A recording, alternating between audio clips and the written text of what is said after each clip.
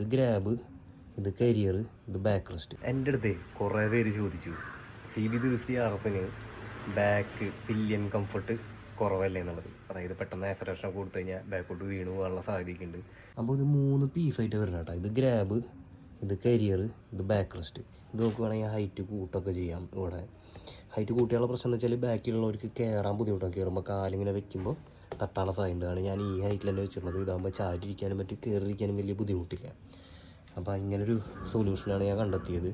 ഇത് ഞാൻ ആമസോണിൽ നിന്ന് വാങ്ങിച്ചതാണ് കേട്ടോ. ആമസോണിൽ നിന്ന് എനിക്ക് 2149 രൂപയ്ക്ക് ഇത് 3 പീസും കൂടി കിട്ടി.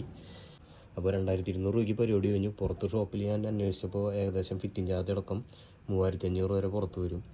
ഇത് ഭയങ്കര അടിപൊളി ക്വാളിറ്റിയുള്ള ഐറ്റമാണെന്നൊന്നും ഞാൻ പറയില്ല, പക്ഷേ എനിക്ക് ഇത് ഓക്കെയാണ്.